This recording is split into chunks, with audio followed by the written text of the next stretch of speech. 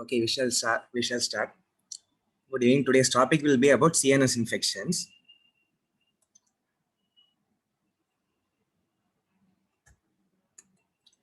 To discuss about CNS infection, we should know three terms. One is the duration of illness, second, the organism causing infection, and third thing about the site of involvement. To describe any CNS infection, we need to know these three terms. We'll see one by one. Regarding the duration, a CNS infection will be called as acute when it lasts less than 1 week duration, subacute if it lasts for 1 to 4 weeks of duration, and chronic when it lasts for more than 4 weeks. Coming to the organisms, we know very well from our basic microbiology, the following are the subsets of organisms which we know: bacteria, virus, fungus. Bacteria are basically extracellular organisms, but few bacteria can be intracellular like a virus, like Mycoplasma, Chlamydia, etc. Spirochetes are a special variety of bacteria, and the fungus-like bacteria will be a mycobacteria. And we have parasitic infections like protozoans, helminths. Prion proteins are special types of infectious agents. Apart from infection, post-infection or post-vaccination also a patient can develop CNS infection. Just filling the blanks, there are so many bacteria which cause infection, which I'll discuss in the later slides. There are so many viruses again which cause CNS infection, one among them being HIV. The commonest fungus which causes CNS infection is Cryptococcus. Again, there are many intracellular bacteria like Rickettsia, the organism causing strep typhus, that Orientia sutsugamushi, Chlamydia, Mycoplasma can cause CNS infection. Among spirochetes, syphilis and leptospira can cause CNS infection. The fungus-like bacteria, as I mentioned, Mycobacterium and Nocardia. Protozoan parasites include Naegleria, Toxoplasmosis, and malaria. Helminths like cysticercosis, and there are so many prion protein diseases. And the CNS infection, which occurs after an infection or a vaccination, is called as ADEM, acute disseminated encephalomyelitis. So we discussed the time interval to classify CNS infection and how the organisms cause infection. Now the site of infection, which is even more important, because in neurology, localization carries much importance. The infection can occur only at the level of meninges, that is called as meningitis. If the content of the brain is involved, it is called as encephalitis. But since both are in close proximity, both occur together, we use the common term as meningoencephalitis. Meningitis, encephalitis, and meningoencephalitis involve diffuse part of the brain. They involve a larger area. But there are a few infections which involve a particular portion of the brain. They are called as focal CNS infections. The basic symptomology is same in all. Being an infection, we have fever. Since infection and many pathologies happening within the brain, we have headache. Any problem within the brain will cause seizure. And raised ACT is a common pathology in all these diseases. But what differentiates each is any meningeal involvement will cause something called as meningismus or neck rigidity. Involvement of the brain matter, that is encephalitis, will cause altered mental status, whereas a focal CNS infection will cause focal neurological deficit. All these things occur interchangeably in everything, but meningismus is needed to classify an infection as meningitis. Altered mental status is must to classify CNS infection as encephalitis, and focal neurological deficit is a must to define as a focal CNS infection. So now we have classified the duration of infection. We know we have found out the organism. We have classified the site of infection. Now how to proceed with the known CNS infection? The sequence will be imaging followed by a lumbar puncture.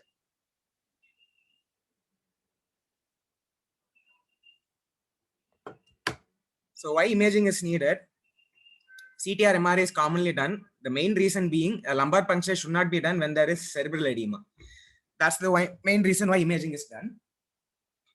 And the main investigation will be a lumbar puncture, where we can culture or find out the organism. We all know the procedure, we have done it in our lifetime. So the test of cerebral spinal fluid, which we do, can be classified as two things: routine test and test based on clinical suspicion. The routine, which we all know, the cell count with differential count, cytology, and biochemistry. Biochemistry includes glucose, protein, and sometimes lactate also. So what are the characteristics of a normal CSF? First thing, on physical examination, it should be clear. It should contain less than 5 cells per millimeter cube, and they should be lymphocytes. More than 5 cells in CSF is called as CSF pleocytosis. It could be a neutrophilic pleocytosis or eosinophilic or lymphocytic, depending on the type of infection. The normal glucose in CSF should be more than 45 milligram per deciliter. Assuming a normal serum glucose to be 90, this comes to around 60%. That is to say, rather than the absolute value of CSF glucose being more than 45, we should say the CSF serum glucose ratio should be more than 60% or more than 0.6. The protein in CSF will be less than 45 milligrams per deciliter. These are the characteristics of a normal CSF. Definitely in CNS infection, the CSF profile is going to get altered. So we'll classify the abnormalities according to infection cause. Like in any infection, the cell is going to increase. The type of cell is going to vary depending upon the organism causing infection. And any infection will cause more amount of cells to come in. So glucose is going to reduce. Any infection will cause more amount of cell reaction or exudative reaction. So protein is going to increase with a few exceptions. So in viral infection, the cell is going to increase definitely. So it will be more than 50,000. Most of it will be a mononuclear or lymphocytic type. Proteins will be elevated, but not much. It will be around 45 to 200 milligrams per deciliter. But glucose will be normal in the case of viral encephalitis, viral CNS infection. Whereas in bacteria, the cell count will be massively elevated, 1000 to 5000 with a predominantly neutrophilic pleocytosis. Glucose will be reduced. Protein will be very high, 100 to 500 as compared to normal 45 milligrams per deciliter. In tuberculosis, it is somewhat intermediate. The primary cell type is mononuclear, and the cell count will be around 50 to 300 with reduced glucose with moderately increased protein. Cryptococcus also will be the same. I'll come again to this later on discussing individual infections. So now based on this first CSF profile, we know what type of infection could have occurred. Now based on this, we should go to the next step to find out what organism. If the routine test suggests about viral etiology, we should do some test to find out what virus it could be. If it suggests a bacterial infection, we should carry out tests to find out what bacteria it could be. So to identify the specific etiology, we have to identify the organism. Organisms can be identified by doing a gram stain. We can identify majority of the bacteria. We can culture few bacteria and tuberculosis. For cryptococcosis, we can do something called as India ink stain. This can identify organism. But identifying the organism may not be possible in majority of the situations. So we'll be satisfied if we find out at least the antigen there. So in cryptococcosis, again, we can find out the cryptococcal polysaccharide antigen. For some other viral fungal infections, we can do a beta-glucan assay.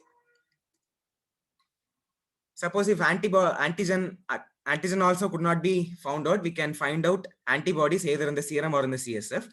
This is commonly used in any case of flavivirus or arboviral infections like dengue, Japanese encephalitis, etc.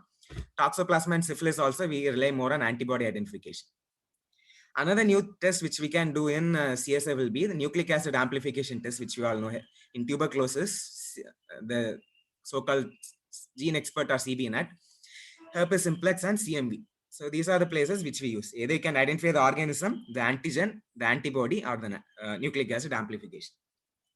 Once we have found out the specific organism causing infection, now we are going to treat it. So treatment again, 4S. Specific antimicrobial agent to the organism causing it. Give steroids.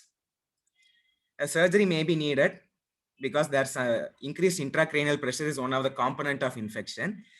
And supportive care. This mnemonic fast track is taken from Davidson. Feeding, hydration to prevent hyponatremia. As we all know, any CNS lesion can cause cerebral salt wasting syndrome or SAIDH. So preventing hyponatremia is an important thing because hyponatremia itself can aggravate cerebral edema. I told you cerebral edema or raised ICT is one important feature of any CNS infection. So preventing hyponatremia is one important supportive care.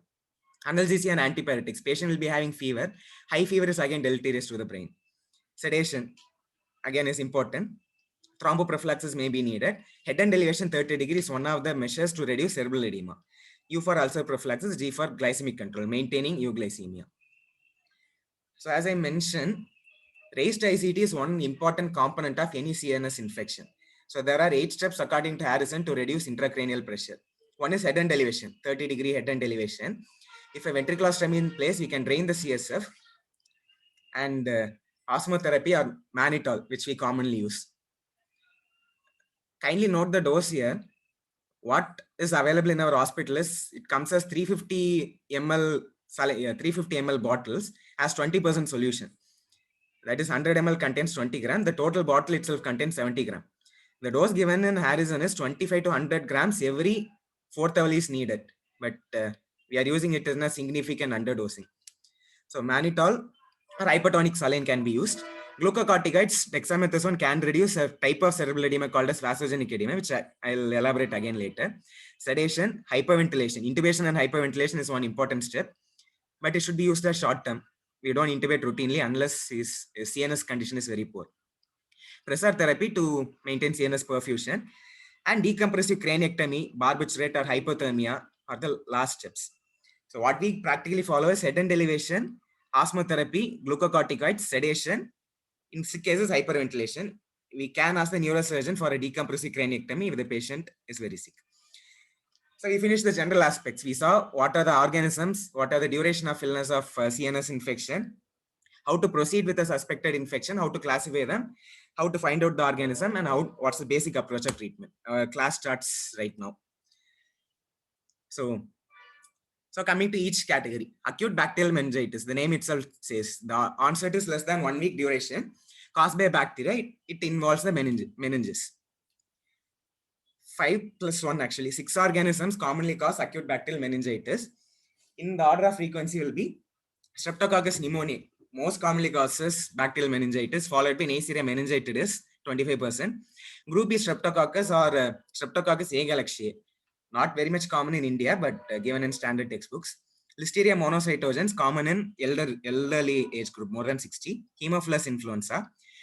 Gram-negative bacillus can also cause bacterial meningitis. These are common organisms.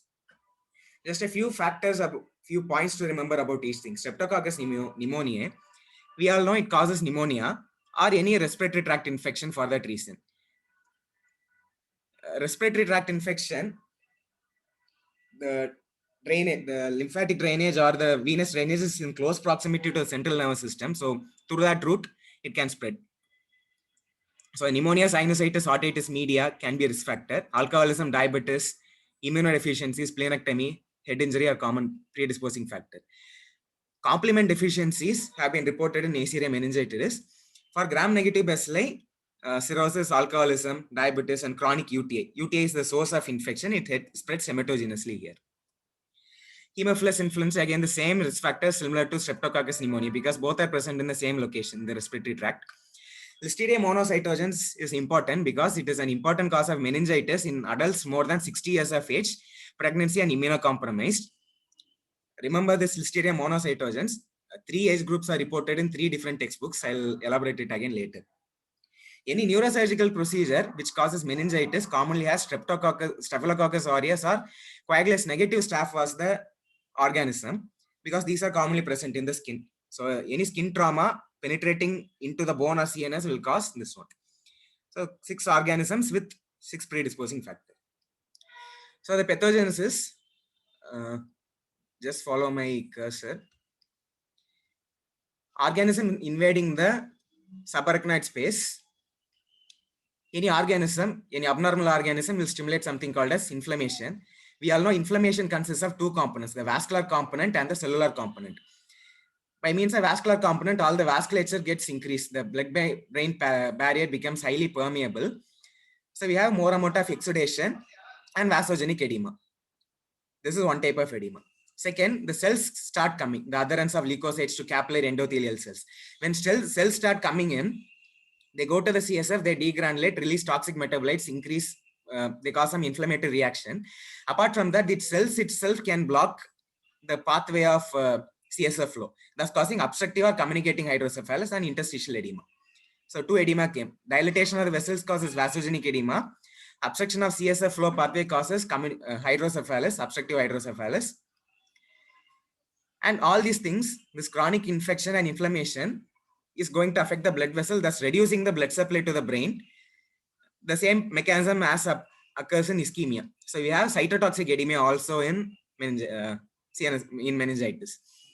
So all these things lead to cell injury and cell death, which finally lead to increased intracranial pressure and coma.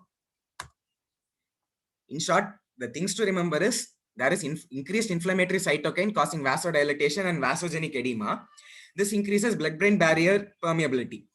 So the normal blood vessels do not allow many structures to pass through, but an inflamed meninges allows many structures to pass through it. That is called as enhancement. That is the basis for vasogenic edema.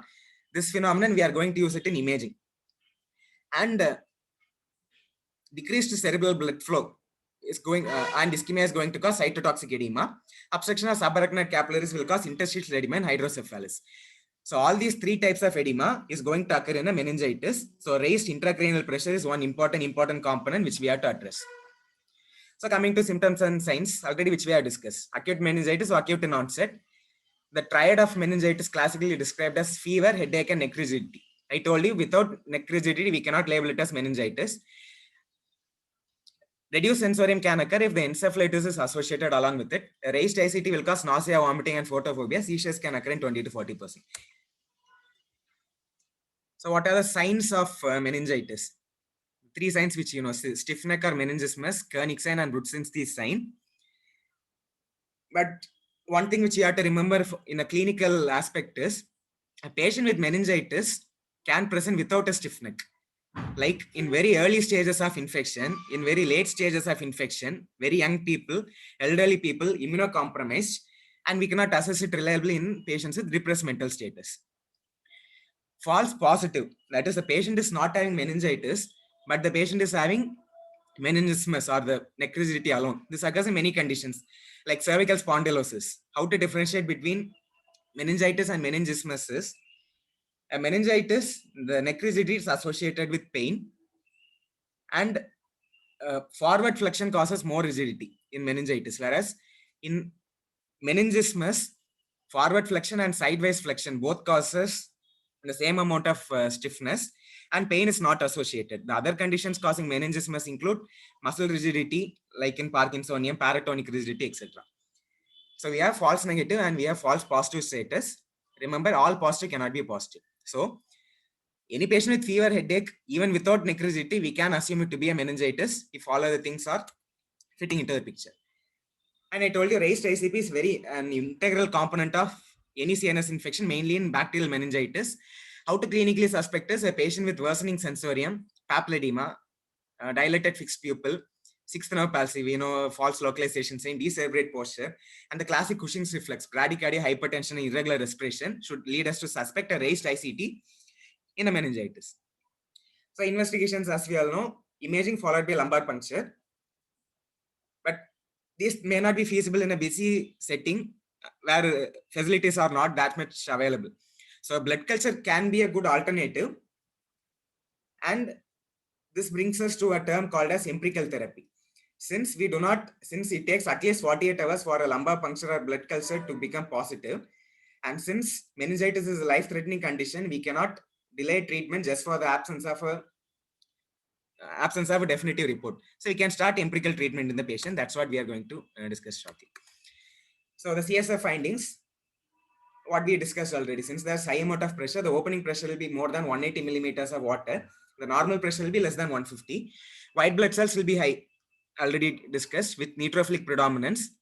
Glucose will be less than 40 milligrams per deciliter, or more reliably, CSF serum glucose ratio will be less than 0.5 or 0.4, given in different books.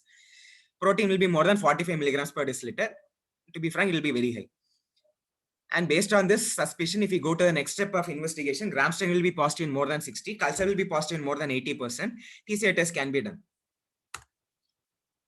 Okay, coming to the most important and the confusing aspect of meningitis, something which confused me from UG, what antibiotic to give for meningitis.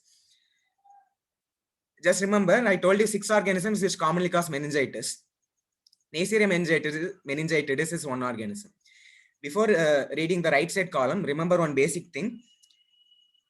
Penicillin and cephalosporin group of antibiotics act against all cocci, irrespective of the gram staining, act against all gram-positive organisms, irrespective of the shape. So gram-positive cocci, gram-negative cocci, and gram-positive bacilli, including leptospira. These are the group of organisms against which penicillins and cephalosporins are going to act. So Neisseria meningitidis, as we all know, is a gram-negative cocci. So a penicillin, ampicillin, or cephalosporin, third generation cephalosporin, is going to have an effect. If it is penicillin sensitive, we give penicillin or ampicillin. Resistance, we give ceftriaxone. Streptococcus pneumoniae, again, the same thing. It is a gram-positive cocci, acts against penicillin or cephalosporin. The same thing is given here. Gram-negative bacilli, penicillin is not going to act. A third generation cephalosporin will act. So ceftriaxone or cefotaxime is given. Pseudomonas again ceftazidime or meropenem. Staphylococcus, the basic penicillins are not going to act. So Staphylococcus we have to classify as either methicillin sensitive or methicillin resistant. Methicillin sensitive we give cloxacillin, oxacillin or neficillin or methicillin group. Methicillin resistant we give vancomycin. Right? This will be repeating many things which when we read infectious diseases. Listeria monocytogens, remember ceftriaxone will not act. Ampicillin is the only drug which will act against Listeria monocytogens. Haemophilus influenza, again, it's a coccus, it's a gram-negative bacillus. So penicillin is not going to act, ceftriaxone is going to act. So combining everything, the antibiotics which are going to have an effect for all these organisms in common will be a third generation cephalosporin will have an action. Ampicillin will have an action for most of this, mainly for Listeria monocytogens. So putting everything together, don't read about pediatrics. And immunocompetent children more than 3 months of age, less than 55 years of age, except Listeria, all organisms are common. So as I discussed, we can give a third generation cephalosporin like cefotaxime or ceftriaxone. This book gives vancomycin. Small catch is there, I'll discuss it later. So we give cefotaxime, ceftriaxone or vancomycin. More than 55 years of age, I told you to remember Listeria, common more than 60 years of age. So in treatment, any adult with more than 55 years of age, we give ampicillin with the basic cover to cover all other organisms. So any adult with bacterial meningitis less than 55 years of age, we give a third generation cephalosporin with or without a vancomycin. More than 55 years of age, the same thing, third generation cephalosporin with vancomycin with the ampicillin added to cover Listeria. A hospital-acquired meningitis post-traumatic will definitely have Staphylococcus aureus as the organism. So be it methicillin sensitive or methicillin resistant, vancomycin is going to have an effect. So vancomycin is must in any case of hospital-acquired meningitis, post-traumatic, post-neurosurgery meningitis, or neutropenic patients. So this is the gross treatment. So coming to the drug dosages, ceftriaxone can be given 2 grams 12th hourly, ceftazidime 2 grams 6 to 8 hourly, cefotaxime 2 grams 6th hourly. So we use ceftriaxone and cefotaxime interchangeably. They are wrong. Ceftriaxone should be given BD dose and cefotaxime should be given a QID dose.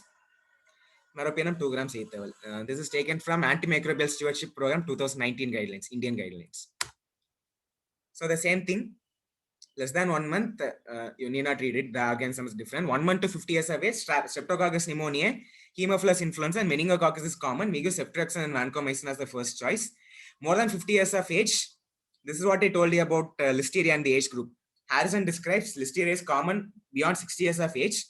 They suggest treatment for Listeria more than 55 years, but Indian guidelines say beyond 50 years, we have to start ampicillin empirically. So beyond 50 years of age with alcoholism or impaired cell-mediated immunity, suspecting Listeria also, we give ampicillin, ceftriaxone and vancomycin. Right. This finishes the first test, the specific antimicrobial therapy. Coming to the adjunctive therapy, steroids.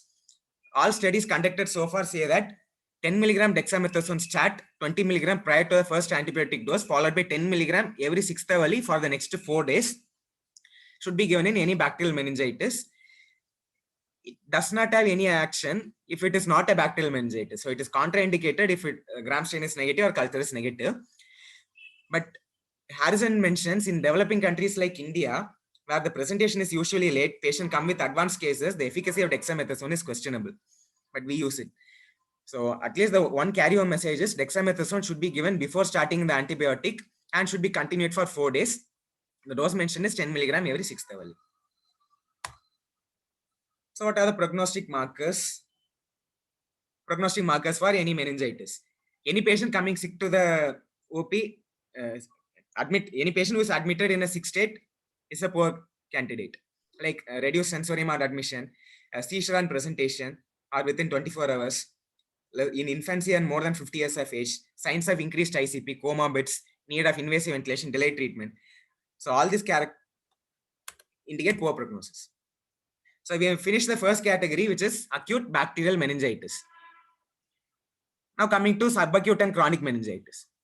So any neurological syndrome lasting more than 1 week of duration with a persistent CSF inflammatory response is called as subacute or chronic meningitis.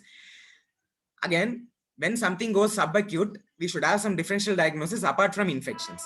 Definitely infection can cause subacute and chronic meningitis, but apart from infections, we have malignancy, autoimmune diseases, chemical meningitis, or parameningel infection. A carcinoma spreading to the brain will cause carcinomatous meningitis. That's what is malignancy. Some autoimmune diseases like SLE, and one disease is called as VKH syndrome, Koyanagi-Harada syndrome, can cause autoimmune meningitis. Chemical meningitis is any local tumor will produce some abnormal inflammatory cells. By paracrine response, it can cause meningitis. That's called as chemical meningitis. Parameningel infection, any local CNS infection can irritate the meninges. The meninges is not involved as such, but the focal CNS infection like a brain abscess is irritating the meninges and causing a CSF inflammatory response. So what are the symptoms and signs of chronic meningitis? Fever may or may not be present, and fever is not given in this flowchart also, in this table also. We have chronic headache as a presentation. So generally we have a tendency to give paracetamol to any patient presenting with chronic headache. But remember, it could be a sign and symptom of chronic meningitis. By chronic meningitis, I could mean it could be a malignancy or chemical meningitis or something which we don't expect normally. And neck pain or stiffness, a personality change, any cranial nerve lesion, double vision, facial weakness, limb weakness, etc. So any symptom can occur.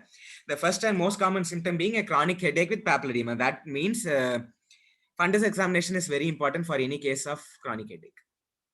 So what is the pathogenesis of chronic meningitis? Like in an acute meningitis, there is going to be a vascular and a cellular response causing cytotoxic edema, vasogenic edema, and hydrocephalus and interstitial edema. But all those things don't occur in a chronic meningitis. In chronic meningitis, rather than the vascular response, it's the cellular response which is more predominant. So more amount of cells within the meninges is going to irritate and it is going to obstruct the normal CSF flow. So obstruction of arachnoid villi is the main pathogenesis in chronic meningitis. So hydrocephalus is the most important thing. So the raised ICT in the case of chronic meningitis will not be a vasogenic edema or a interstitial edema. Rather, it will be a hydrocephalus. What is basal meningitis?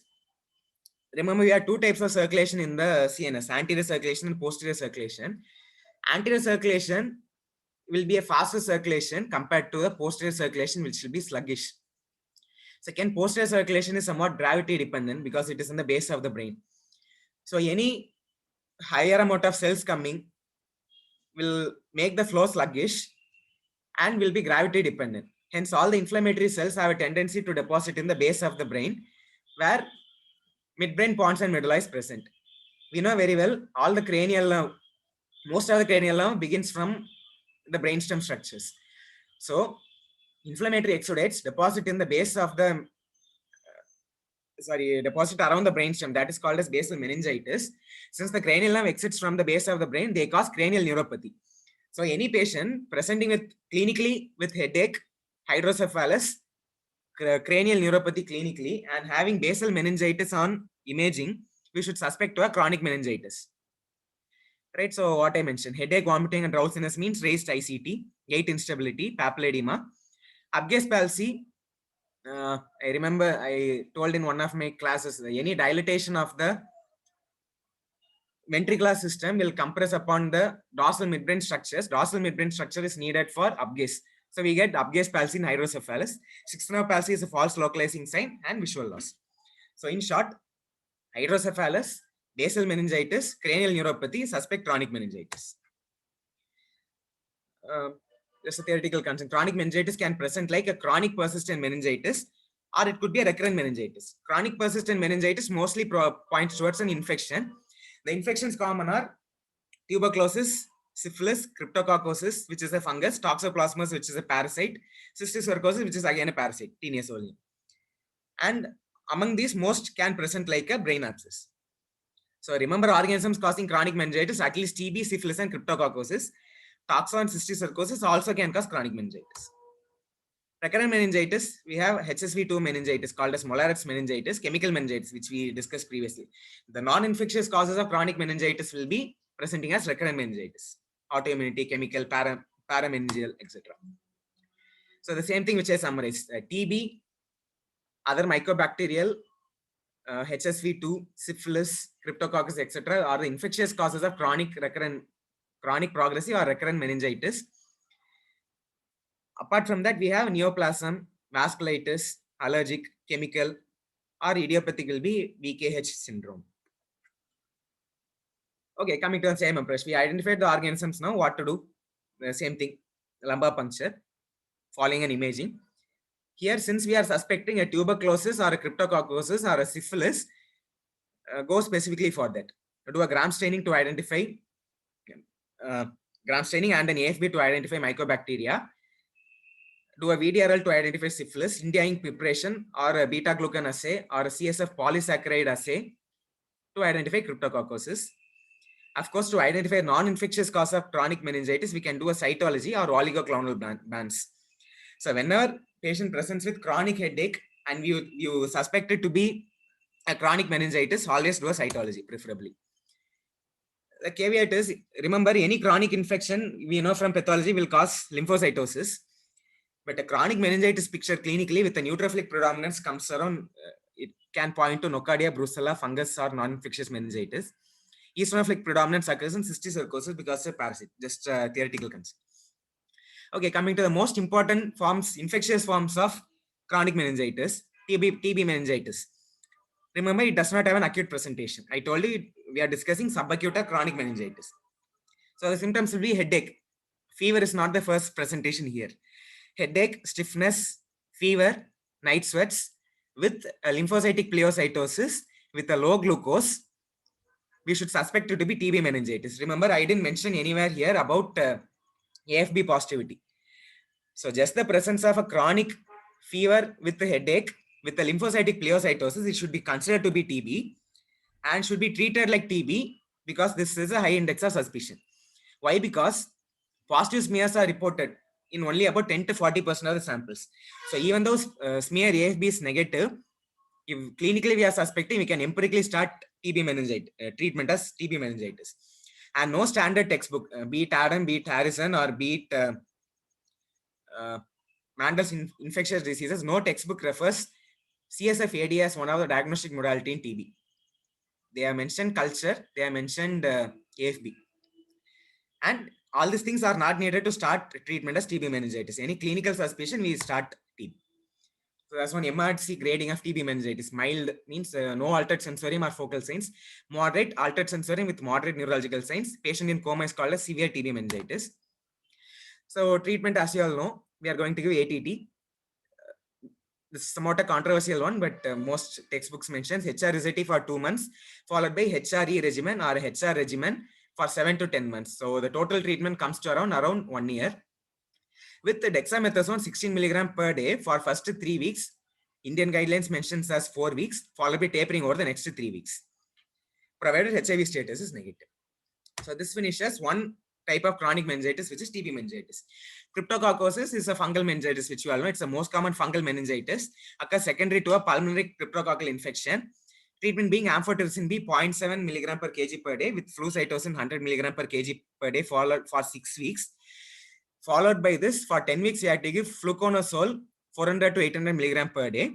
And for our next 1 year, we have to give 200 milligram per day.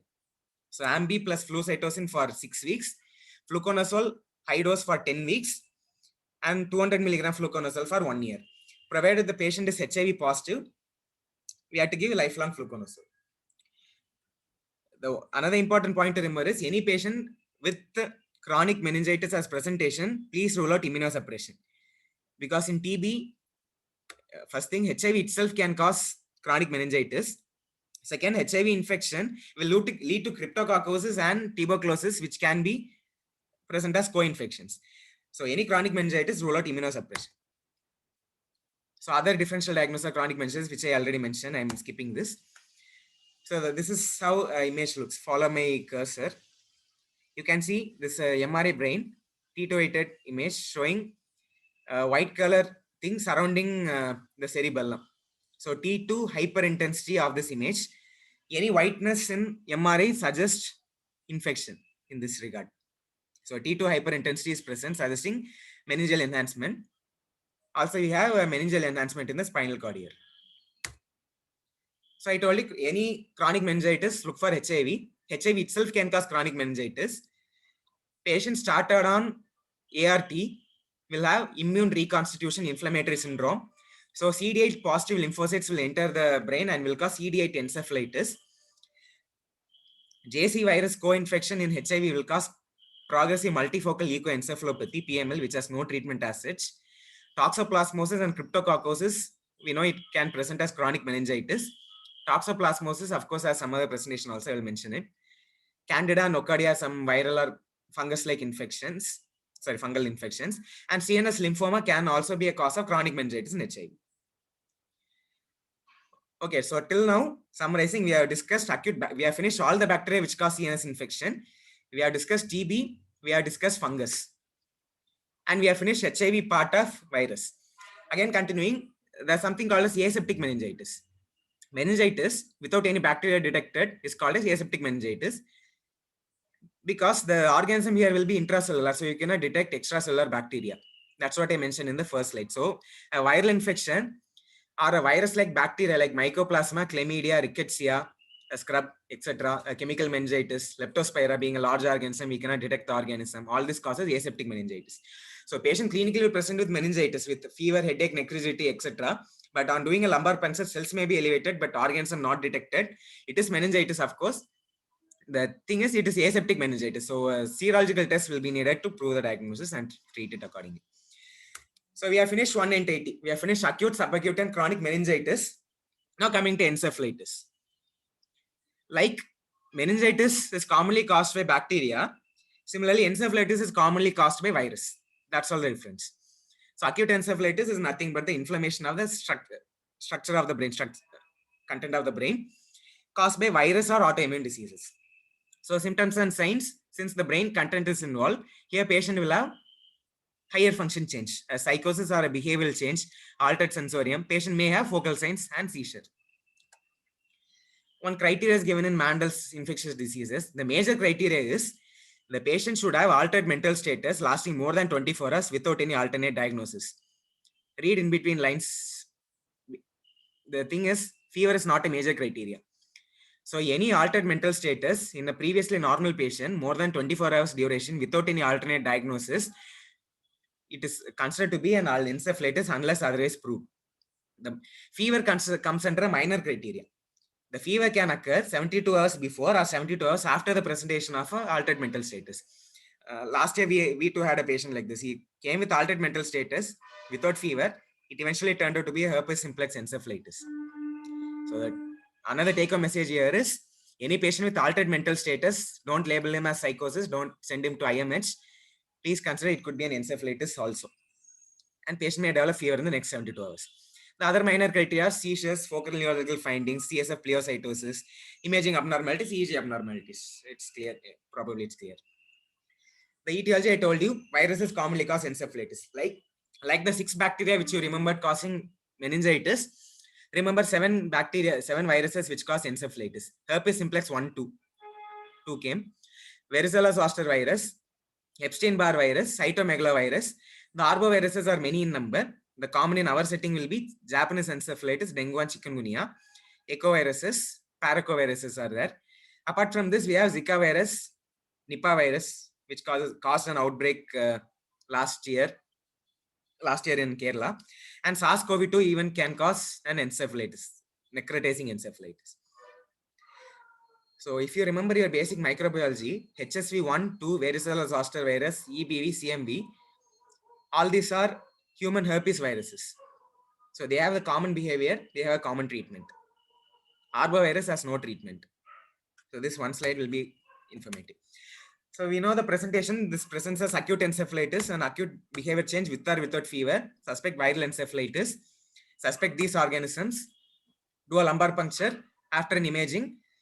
We know very well we have lymphocytes with more than 5 cells, and proteins may be elevated with normal glucose. In HSV, there's an important finding called as hemorrhagic tap. Actually, it's not hemorrhagic. We get something called as xanthochromia. Orange color CSF will be obtained on tapping it. This occurs in 20% or more with herpes simplex virus infections. It's just an observation, and we do PCR test to prove it. So some caveats to remember here.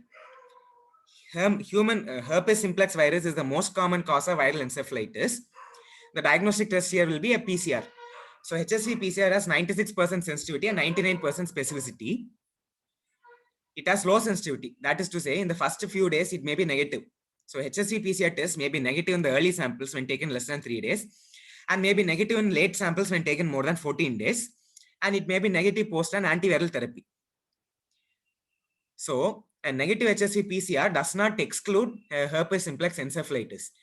So if the first sample is negative, it is better to repeat a sample in the 3 to 14 days interval. But a positive HSV PCR is definitely a positive. That's no doubt. So HSV PCR positivity is a positive HSV infection. But remember, all positive is not positive. A EBV positive may not be a true EBV positivity. We all know Epstein-Barr virus is a virus which resides within the lymphocytes. Any encephalitis will cause vascular reaction and will cause lymphocytic pleocytosis. So more amount of lymphocytes is going to enter into the brain. And we are taking sample from that CSF and doing an analysis. So any infection will cause EBV reactivation. So the EBV positivity could be a true EBV positivity, or it could be a reactivation of a latent virus which is present in the lymphocyte and which we are tapping it from the CSF. So it may not be a true infection. Okay, so that's the thing. And serology is useful in diagnosing the infection retrospectively. Does not aid in treatment because serology will take anyway 2 weeks to become positive. It has no role in treatment. So in imaging, the same thing which we had in meningitis, there will be a meningeal enhancement. But one important thing in encephalitis is, apart from a diffuse meningeal enhancement, like occurring in any viral meningitis or encephalitis, we have something called as a specific lobar localization for each virus. For example, varicella zoster virus will cause a hemorrhagic or ischemic infarct. Cytomegalovirus will cause enlarged ventricles with periventricular T2 enhancement. Arbovirus will cause enhancement of the basal ganglia, thalamus, and brainstem. We had a case 2 months back in our IMCU. Basal ganglia, thalamus, or brainstem. Our herpes simplex encephalitis will cause changes in the temporal cortex, frontal cortex, or cingulate gyrus. So coming from the first thing, T2 flare diffusion weighted hyperintensity in the frontotemporal, cingulate, or insular cortex will be present in HSV. This correlates clinically. Patient will have features such as temporal lobe dysfunction, like memory disturbances, behavioral disturbance, etc. There can be mass effect. Since the temporal lobe is involved, doing an EEG will have temporal spikes with background slow activity. In Japanese encephalitis and other arboviruses, we have basal ganglia involvement. Basal ganglia will cause Parkinson-like symptoms. So a new onset behavioral change with Parkinsonism, think of arboviral encephalitis and get an MRI as soon as possible. A behavioral change with altered sensorium, think of herpes simplex encephalitis. So look at my pointer. You can see the temporal lobe hyperintensity in MRI. So this probably may be herpes simplex encephalitis. So differential diagnosis of viral encephalitis, I told you it could be an autoimmune encephalitis or an amoebic encephalitis or some other, apart from these 7 viruses, there could be some other viruses. So autoimmune encephalitis, this usually will be an subacute or a chronic presentation, but can present acutely also. So a thing which we commonly know, NMDA receptor antibodies, VGKC, voltage gated potassium channel antibody, leucine gated channel 1 AMPA receptors, GABA receptor, GAT65 antibodies are commonly present. So any acute presentation of encephalitis, provided viral profile is negative, it could be an autoimmune encephalitis still. There's an entity called as paraneoplastic cause of autoimmune encephalitis. If these typical antibodies are not present, the patient may have a cancer like an ovarian teratoma elsewhere, which is causing some other antibodies to be positive, like anti-HU, anti-YO, anti-MAT2, anti-amphiphyssin, CV2, CRMP5. So clinically, when do you suspect autoimmune encephalitis? Any patient presenting with encephalitis with lymphocytic pleocytosis in CSF, we assume it to be viral encephalitis initially, and we start an antiviral treatment. But any patient whom we are treating like HSV encephalitis, if he does not clinically respond, suspect autoimmune encephalitis as the presentation and go for a CSF autoimmune profile for all these antibodies as the next step. Amoebic encephalitis, we know the typical organism, Naegleria fowleri, Acanthamoeba balmuthea. Assume if the patient is having a freshwater bathing as the habit, a direct invasion of the direct invasion followed by encephalitis is common. So what's the treatment of viral encephalitis? So supporting care is very important. Fast track, which I mentioned. Acyclovir is the specific drug. I told you HSV1, HSV2, varicella zoster virus, EBV, and CMV. All this comes under human herpes viruses. Among these, the first four, HSV1, 2, varicella zoster virus, EBV, all these four have acyclovir as the treatment. So acyclovir 500 milligram IV every 8th hourly. That comes around 10 milligram per kg 8th hourly for 14 days initially. If the patient is not responding, increase the dose till 21 days. If the patient turns out to be a varicella zoster virus infection, we increase the dose to 750 milligram TDS. So 500 milligram IV TDS for 21 days for herpes simplex, 750 milligram IV TDS for 21 days if it's a varicella zoster virus infection. Some practical points: give it as an IV infusion over 1 hour. One point which many of us remember, I think, for acyclovir to act, we need the organism to be present in the body, because acyclovir given as such gets converted to acyclovir monophosphate by the virus, which gets converted to acyclovir triphosphate by our body. So the first step always needs a virus. So acyclovir will not act if the virus is not present. Just a pharmacokinetic point. So acyclovir is given for HSV1, 2, varicella zoster virus, and EBV also. For CMV, what do we give? We give ganciclovir 5 mg per kg every 12 hours, followed by maintenance dose of 5 mg per kg per day till recovery. If there is ganciclovir resistance, we give foscarnet or cidofovir 60 mg per kg 8th hourly for 21 days foscarnet, or cidofovir 5 mg per kg IV weekly till response, given with probenecid. We commonly use acyclovir. HSV is common. So adverse effects of acyclovir are nephrotoxicity. It commonly causes stones and obstructive uropathy, bone marrow suppression, GI side effects.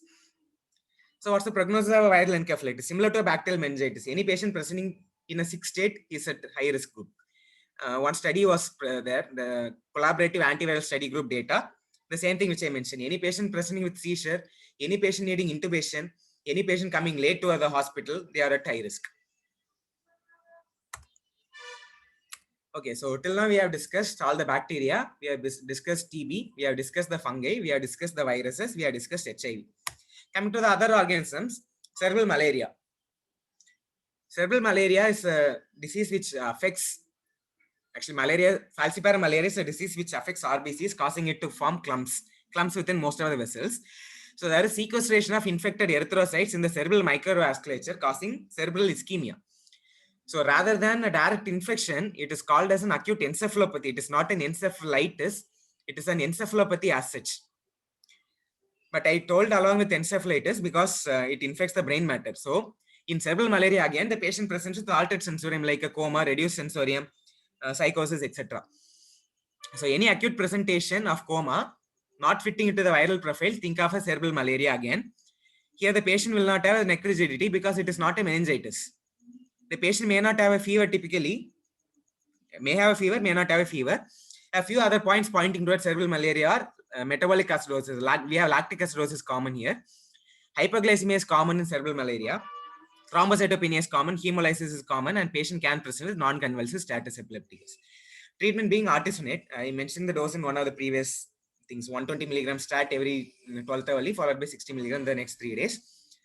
Anti-epileptic drugs are given. Transfusion is important, fluids are important.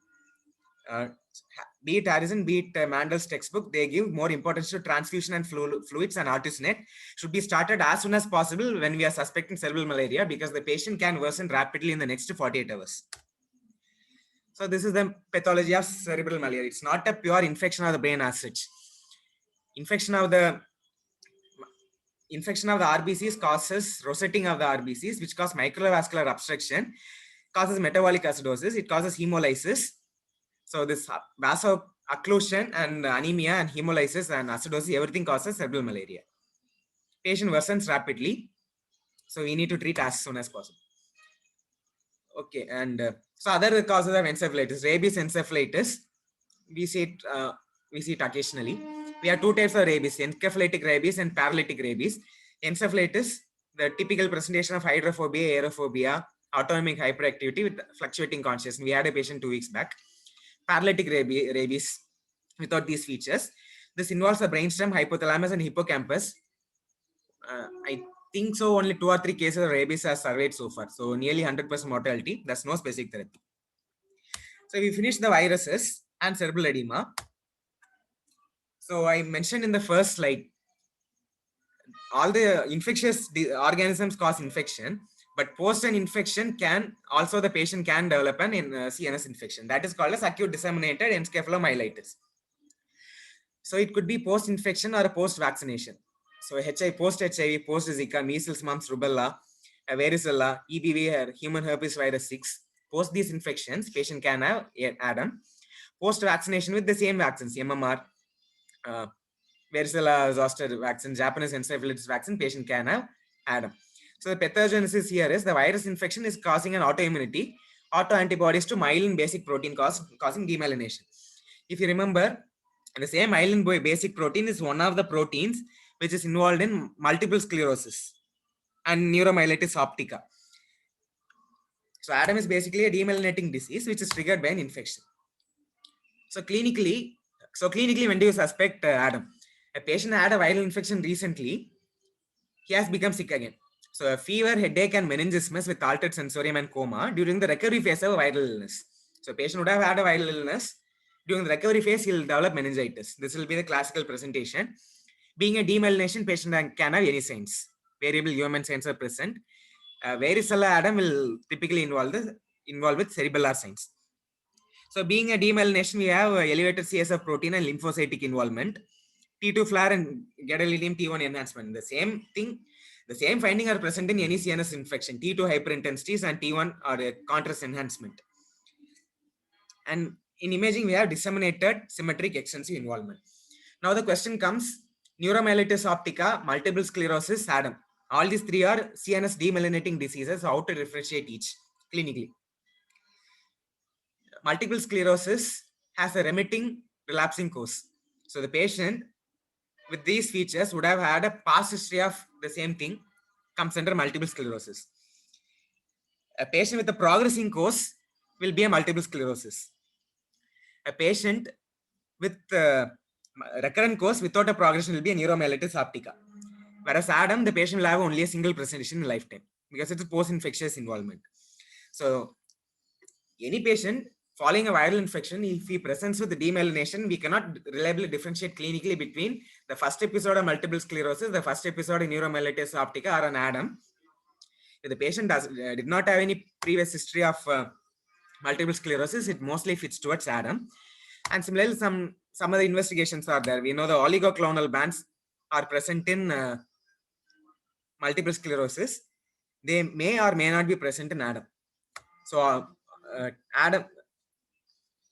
So Harrison describes patient with ADEM may turn out to be a multiple sclerosis in future. So the treatment for any demyelination will be steroids for 8 weeks, followed by plasma exchange, followed by IVIG. This has 20% mortality. Recurrences have been reported. There's an overlap with multiple sclerosis or neuromyelitis optica spectrum disorders. So we have finished one major category. We have finished the bacteria, we have finished the viruses, we have finished HIV, the fungus, cryptococcus, tuberculosis, we have completed. With ADEM also we have completed. Now coming to the last category of CNS infection, which I told you, meningitis, encephalitis over. Now focal CNS infections. They are of three types: brain abscess, subdural empyema, and an epidural abscess. The name itself says, and problem within the brain abscess, and accumulation of pus within the dural space, subdural empyema. Outside the dural space is an epidural abscess. So just three spaces of focal CNS infection. So what is the source of a brain abscess? The brain is highly resistant to infection. So we need a very long time duration or a very strong stimulus or a very strong infection to cause a brain abscess. So a cranial infection, a neurosurgery or head injury, or non-cranial source or a cryptogenic source can be a source of a brain abscess. We will discuss each. Assume the patient is having an otitis media or a mastoiditis. The temporal lobe of the brain and cerebellum is in close contiguity with these structures. So the infection can directly spread from these sites to the temporal lobe. So the organisms common will be, as I discussed, Streptococcus, Pseudomonas, Haemophilus, sometimes anaerobes like bacteroids. A dental infection, above the teeth, we have the frontal lobe. So frontal lobe involvement commonly occurs following frontal sinusitis or a dental involvement. The same organisms with the staph aureus is common here. So this is a contiguous involvement. A trauma or a neurosurgery, as you know, MRSA, staph epidermidis, Clostridium or Pseudomonas will be the organisms here. This is the contiguous involvement. Hematogenous involvement, the common source, as we all know, infective endocarditis can spread to the brain. A lung abscess, bronchiectasis, that is a pleuropulmonary infection, can spread to the brain. Urosepsis can spread to the brain. So all this will commonly involve the MCA territory or the anterior circulation. So organisms will be, for infective endocarditis, we commonly have Staph aureus, Streptococcus viridans. Lung abscess will be a Staph Strep Enterobacteriaceae or anaerobic infection. Urosepsis will be gram-negative Enterobacteriaceae and Pseudomonas.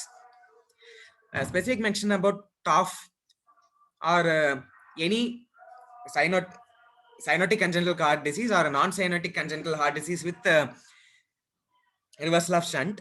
What happens is, deoxygenated blood commonly reaches the brain now. So chronic hypoxia of the brain makes the brain now a nidus for infection. So I told you, brain is commonly not infected as such. So we need a chronic stimulus or a very strong stimulus to cause infection. That's why TOF causes CNS infection. Streptococcus is the common organism here. So for brain abscess, we discussed about cranial infection, contiguous spread, neurosurgery, and non-cranial hematogenous. Few cases are cryptogenic. So there are 4 stages. The day 1 to 3, we call it as early cerebritis stage. Day 4 to 9, we call it as late cerebritis stage. Once the cerebrum is involved, now we have the healing phase. The healing phase is the one where capsule forms. The capsule phase or the early capsule formation is the phase which we pick up in the imaging. So we have early capsule formation stage in day 10 to 13, and beyond 2 weeks, we have late capsule stage formation where there will be gliosis. The same thing which we discussed in the previous pathologies also. Initially, there will be an infection or inflammation. The vessels start increasing. The vessels start leaking. That leads to late cerebritis stage. And all this leads to the formation of fibroblast, which causes ring enhancing lesion, day 10 to 13. And the fibroblast secrete collagen, which causes gliosis. In late stage, it may lead to seizure. So this is the one. We have a definite focal area here. Focal hypodensity surrounded by enhancement. So this can be an infection. Again, the same thing here. So clinically, again, fever is the second common symptom. Headache is the most common symptom. So patient with chronic headache may turn out to be a brain abscess also, remember. So headache is most common, followed by fever, followed by seizure, and other focal neurological deficit. How to diagnose? Imaging, followed imaging. Lumbar puncture may not be useful. Yeah, actually cannot be done here because focal CNS infection straight away means raised intracranial tension. MRI is preferred than CT. So we know the CT finding. In CT, we have a hypodensity surrounded by hypodensity. The first hypodensity is the abscess. The surrounding hypodensity is the cerebral edema. If you are doing a contrast enhanced CT, the peripheral hypodensity gets enhanced. A T1 weighted image will be showing a similar finding. A T2 weighted image will have the opposite finding. A central hyperintensity surrounded by hypointensity will be the capsule, which again is surrounded by hyperintensity. So a central hyperintensity, outer hyperintensity, this one, central hyperintensity, outside hyperintensity suggesting edema, and a central capsule region. Diffusion weighted image, there will be increased signal, and ADC coefficient will be reduced signal. So the treatment diagnosis will be a CT guided stereotactic needle aspiration. Blood culture can be positive in 10%. Lumbar puncture is absolutely contraindicated. Treatment, antibiotics and surgery. So empirical antibiotics depending on the organism. I told you how to predict the organism based in the first slide. At least 8 weeks of course, 8 weeks of parenteral course followed by an oral course is needed. So we had to hospitalize the patient for 8 weeks here. Small abscess cerebritis patients will not be, this alone may be enough. In large abscesses, we may need stereotactic needle aspiration or an open neurological surgery. Anti-epileptic drugs are definitely needed because it's a focal lesion. Steroids are contraindicated because it's a bacterial infection. So something about the organism. If you have a methicillin-sensitive staphylococcus, like a post-neurosurgery or a post-head injury, we prefer cloxacillin, or ceftriaxone also can be given. If it is methicillin-resistant, we give vancomycin. If you have a ESBL, non-ESBL gram-negative organism, we give ceftriaxone. ESBL gram-negative, we give meropenem.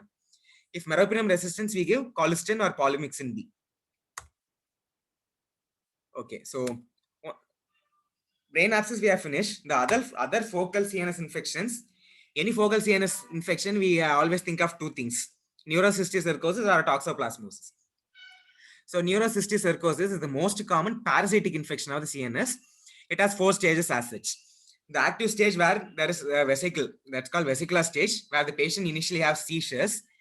This needs a cysticidal drugs to kill the seizures, to kill the organism. The second stage is called as the colloidal stage. Here again, we need cysticidal drugs. The third stage, the organism starts dying and the vesicles get converted to granules and nodules. That's called as granular nodular stage. There's a controversial role of cysticidal therapy here. Calcific stage is the last stage where the organisms have died and we get only calcified focus. Very often we see multiple calcified lesions in the brain. This could be the person would have had a previous neurocysticercosis also. There's no need for cysticidal therapy here because organisms already died. So we need imaging to differentiate what stage of neurocysticercosis is present. A vesicular or colloidal stage will need cysticidal drug. Treatment, anti-seizure therapy is very important because it's a focal seizure, focal onset. Albendazole, the dose given in Harrison is 400 milligram BD for 8 days along with steroids for around 3 weeks. So the imaging feature for all these focal CNS infections are similar. Okay, I'll come to it later. So the next focal CNS infection will be a toxoplasmosis. Already discussed, it's one of the infection common in HIV. So rather than a direct infection, a reactivation of a latent infection in immunocompromised state will be the presenting symptom. This commonly affects the basal ganglia thalamus. So patient will have Parkinsonian symptoms. IgG antibodies done here. Treatment will be sulfadiazine with the pyrimethamine with folinic acid. Initially for around 1 month duration, then you have to half the dose. Clindamycin can be an alternative. So toxoplasmosis, diagnosed in HIV, sulfadiazine, pyrimethamine. It's a focal CNS infection. So other focal CNS infections will be, so I'll tell in order: brain abscess, neurocysticercosis, toxoplasmosis, tuberculoma, or some secondaries in the brain. All this will have nearly the similar presentation. Space occupying lesion in the brain with a peripheral enhancement. The imaging can be of use in differentiating. For example, the one which I told you, central hypointensity with the surrounding, central hyperintensity with the surrounding hypointensity and another hyperintensity. It could be a brain abscess. Multiple lesions with the basal exudate, it could be a tuberculosis because a TB commonly presents with a basal meningitis, already discussed. So a tuberculoma is a space occupying lesion with a basal meningitis. Toxoplasmosis commonly affects the thalamus or basal ganglia. Neurocysticercosis will be multiple. Brain mets, again, the patient will be having some primary, and the lesions will be in the commonly in the MCI territory. This is how you differentiate the other space occupying lesions. So the other focal CNS infections will be a subdural empyema or an epidural abscess. The name itself suggests subdural, not in the brain, it is within the dural cavity. Commonly occurs with the frontal sinusitis, head injury, or secondary to a subdural effusion, common in males. The organisms are the same, Staph aureus or anaerobes. So we give the antibiotics similarly, vancomycin, metrogyl, ceftriaxone. Metrogyl is given for any anaerobe infection. We need neurosurgical evacuation. Epidural abscess, the abscess is present outside the brain cavity, outside the dural cavity, commonly occurs following trauma. So summarizing the first slide, which I told you about 6 bacteria which cause infection. We have discussed the treatment also. They commonly present as meningitis or an acute bacterial meningitis. So any fever, necrosity, altered fever, necrosity with headache within 1 week of duration, suspect meningitis, probably by bacteria. Viruses, the 7 viruses commonly cause altered behavior or a Parkinson-like symptom. They cause viral encephalitis. So any acute onset change in behavior with or without fever, suspect a viral encephalitis and investigate and treat accordingly. If the patient is HIV positive, or if the patient is having some chronic meningitis or a chronic encephalitis picture, always evaluate for Mycobacterium or a Cryptococcus. That is a fungus-like bacteria or a fungus. A fungus-like bacteria, Cryptococcus, or a fungus like Mycobacterium or Nocardia. Any patient with any suspicion, start treating like a tuberculosis because the patient will have a good response. Cryptococcus, of course, we have to prove it and treat. Any patient with aseptic meningitis, a clinically relevant meningitis without any bacteria, it could be an intracellular organism like Mycoplasma, Rickettsia, Streptotyphus, Leptospira, etc. So Rickettsia and spirochete will present like an aseptic meningitis. Protozoan parasites like Naegleria, we discussed it, mimics a viral encephalitis. Malaria, I told you, it's an acute onset encephalopathy, not a typical encephalitis. Toxoplasmosis, cysticercosis, these are space occupying lesions in the brain. Prion diseases I haven't discussed. It was discussed earlier along with dementia, Creutzfeldt-Jakob disease and Kuru, etc. And post-infection, any patient who is worsening even after the recovery of a viral infection, it could be an acute encephalomyelitis. This again needs steroids. So where steroids are useful in the spectrum of CNS infection, in bacterial meningitis, it is definitely useful. In viral infection, it is questionable. And post-infection or vaccination on autoimmune encephalitis, it is must. So just a clinical sum up. We can diagnose the organism by a few clinical features like meningococcus. We always suspect the petechial rash or adrenal hemorrhage. These investigations are done.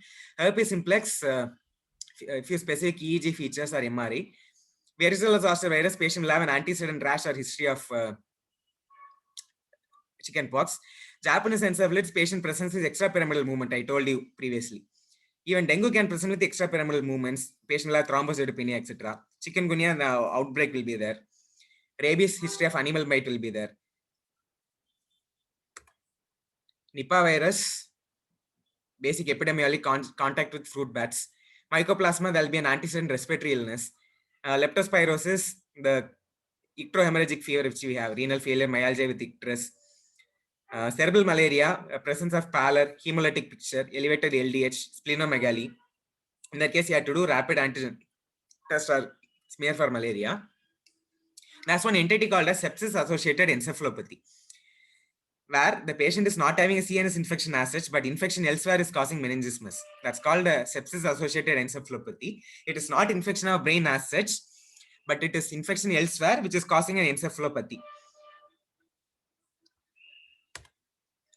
So just a few additional points. I told you 6 bacteria, 7 viruses, and 2 fungi. Cryptosporidium, Cryptococcus gutti and Cryptococcus immitis. They are the 2 fungi mentioned here. One test is available to test all these things. That's called as multiplex PCR. So take the CSF, put it in the PCR kit. We can diagnose any infection with this multiplex kit. I told you we do a lumbar puncture. There's one anatomical structure called a cervical cistern. We can do a cisternal tap for basal meningitis to diagnose chronic meningitis. If no yield is obtained from chronic meningitis, we can do a meningeal biopsy also.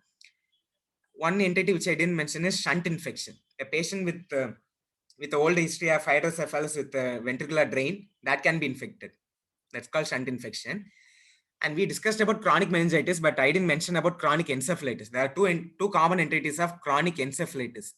They are PML, progressive multifocal leukoencephalopathy, occurs in HIV patients due to JC virus infection. One treatment suggested is mirtazapine, but as such there is no treatment. SSPE, the subacute sclerosing panencephalitis, which we know post-measles, there's no treatment as such, but isoprenosin has been suggested, can be given. So the question now, at least one take-home message: a patient comes with acute onset of neck rigidity, fever, headache, altered sensorium, everything. We have done a blood culture. Now, what antibiotic do we have to start? So this was also discussed as per ICMR Antimicrobial Stewardship Program 2019 guidelines.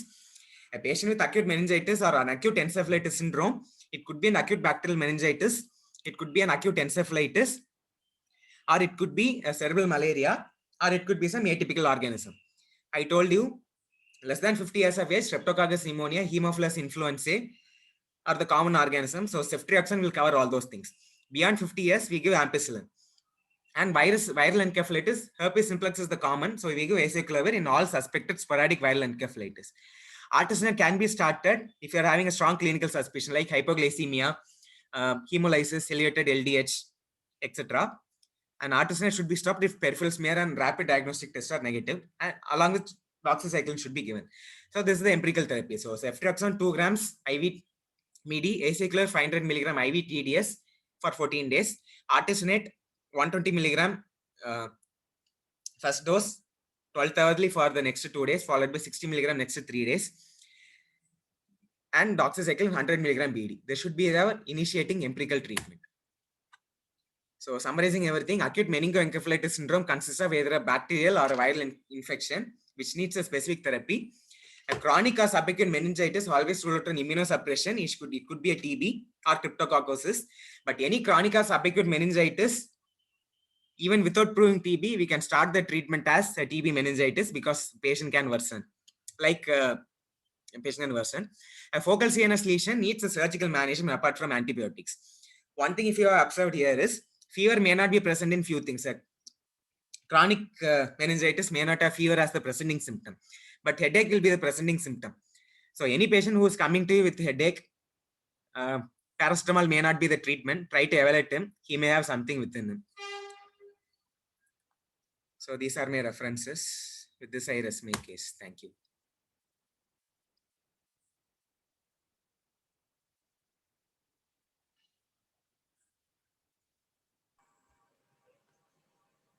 Okay, thank you.